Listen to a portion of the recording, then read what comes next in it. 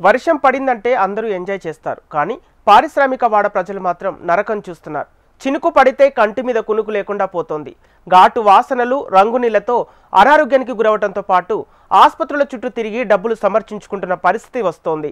ఇక అధికారులు పరిశ్రమలను నగర శివారు ప్రాంతాలకు తరలిస్తున్నామన్న మాటలు నీటి మీద రాతల్లా మిగిలాయని ప్రజలు ఆవేదన వ్యక్తం చేస్తున్నారు. పారిశ్రామిక వాడలు ఎదుర్కొంటున్న సమస్యలపై హెచ్ఎంటీవీ ప్రత్యేక కథనం.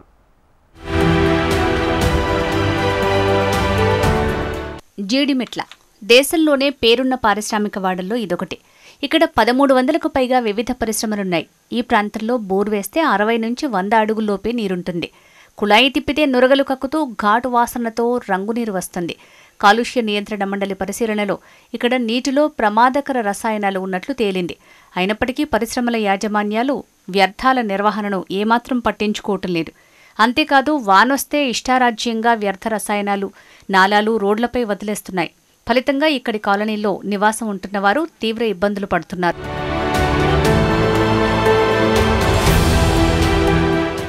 కాలనీల్లో నీరు కనీసం దుస్తులు ఉత్తుకోవడానికి, ఇంటి అవసరాలకు ఉపయోగపడినంతలా నీరు కలుషితమయ్యాయి. దీంతో ఇక్కడి నీటిని కనీస అవసరాలకు కూడా వాడుకోలేక వాటర్ ట్యాంకర్లపై ఆధారపడుతున్నారు. జీడిమెట్లలోని కాలనీ రోడ్లపై నిత్యం నీటి ట్యాంకర్లు దర్శనమిస్తుంటాయి. ఈ నీటిని డ్రమ్ముల్లో నింపుకొని వాడుకుంటారు స్థానికులు. ఇక వర్షం కురిసిందంటే డ్రైనేజీల్లోంచి ఆకుపచ్చ లేదా ఎరుపు రంగు నీరు ముంచెత్తుతోంది.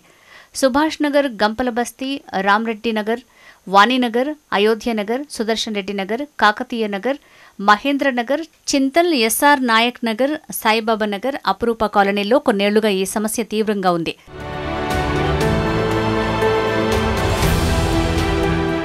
ఫార్మా, రసాయన, ఇతర పరిశ్రమల నుంచి వెలువడే ఘన వ్యర్థాలను దుండిగల్లోని ట్రీట్మెంట్, స్టోరేజ్, డిస్పోజబుల్ ఫెసిలిటీకి పంపించాలి. తక్కువ గాఢత ఉన్న జల వ్యర్థాలను శుద్ధి చేసి నాలాల్లోకి వదలాలి. గాఢత ఎక్కువగా ఉంటే జీడిమెట్లలోని వ్యర్థాల శుద్ధి కేంద్రానికి తరలించాల్సి ఉంటుంది. కానీ ఖర్చు ఎందుకని? వ్యర్థాలను తరలించాలంటే ఒక్కో ట్యాంకర్కు సుమారు 20,000 రూపాయలకు పైనే ఖర్చవుతుంది. దీంతో నేరుగా మైదానాలు, జలాశయాలు, నాలాల్లోకి వదిలేస్తున్నారు. ఇంకొందరు రివర్స్ బోరింగ్తో కలుషిత జలాలు భూమిలోకి పంపే ప్రయత్నం చేస్తున్నారు. దీంతో స్థానిక ప్రజలు తీవ్ర ఇబ్బందులు ఎదుర్కొంటున్నారు. పీసీబీ పరిశోధనల్లో ఆరెన్సిక్, నికెల్, కాడ్మియం తదితరాలు మోతాదుకు మించి ఉన్నట్లు తెలిపింది. బాలనగర్ పరిసర ప్రాంతాలలో మట్టిలో ప్రమాదకర లోహాలున్నట్టుగా గుర్తించారు.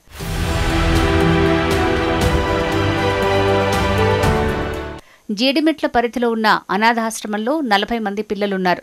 పారిశ్రామిక వ్యర్థ జలాలు డ్రైనేజీల నుంచి ఉప్పొంగి కాలనీల్లో వెలువడే ఘాటు వాసనలతో పిల్లలకు కంటి మీద కొనుక్కుండటం లేదు.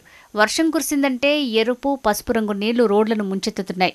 ఈ వ్యర్థ జలాలతో పిల్లలు తరచూ అనారోగ్యం పాలవుతున్నారని కాలనీ వాసులు చెప్తున్నారు. వెంకటాద్రినగర్లో 400కు పైగా ఇళ్లున్నాయి.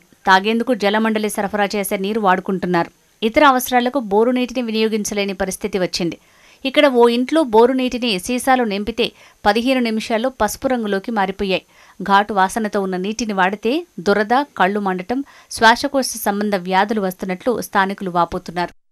కెమికల్ చాలా టూ మచ్ వస్తుంది. వర్షం పడుతున్నప్పుడైతే అసలు ఇంకా ఎక్కువ వస్తుంది. మామూలుగానే వస్తుంది, వర్షం పడుతున్నప్పుడు ఇంకా ఎక్కువ.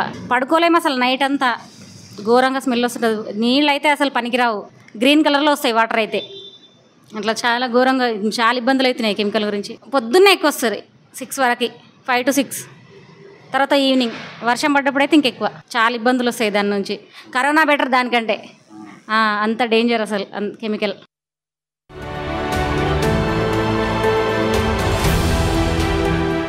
జీడిమెట్ల ప్రాంతంలో కొన్నేళ్లుగా భూగర్భ జల కాలుష్యం సమస్య ఉంది. కొన్ని వ్యర్థ జలాలను డ్రైనేజీలకు అనుసంధానించిన అంశంపై పరిశీలించి చర్యలు తీసుకుంటామని అధికారులు చెప్పినప్పటికీ ఇంతవరకు ఎటువంటి చర్యలు చేపట్టలేదని, ఇప్పటికైనా అధికారులు తమ గోడును విని పరిశ్రమలను నగర శివారు ప్రాంతాలకు తరలించే విధంగా చర్యలు చేపట్టాలని స్థానికులు కోరుతున్నారు.